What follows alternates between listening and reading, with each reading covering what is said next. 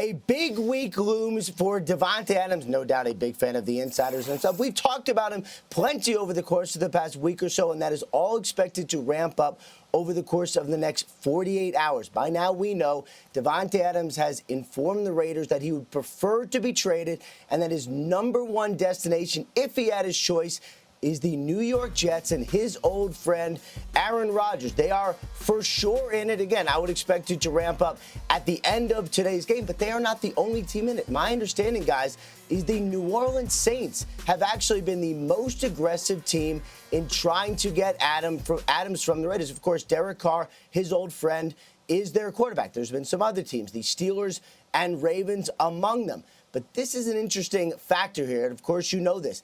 Aaron Rodgers, Davante Adams' good friend, has been talking to him, has been recruiting him. They remain close, just like Adams and Derek Carr. And the voice of Rodgers certainly has some sway here, Mike. This is going to be a fascinating situation to see how this all unfolds over the next couple days.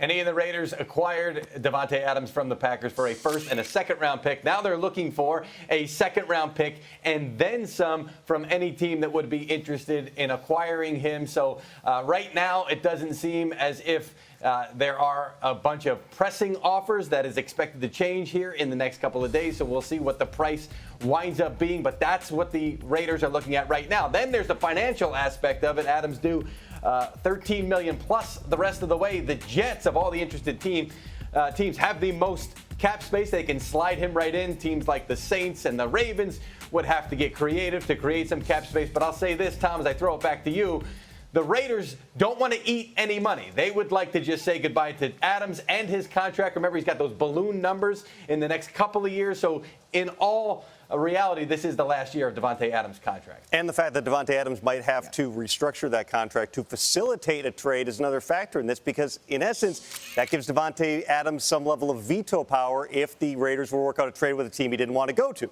Of course, if he were to veto a trade, the Raiders could also say, hey, this was all your idea. You're coming back and playing for us. What we know is he does have a legitimate, it's a real hamstring injury. This is something he's been dealing with. It was a 1 to 2 week type of thing. Should be a lot closer to health. If he doesn't play next week, he'll be ready to play the following week. Other teams involved in this process believe in the next 1 to 2 days, this is potentially going to come to a head, maximizing the amount of time and games that he can play for a new team.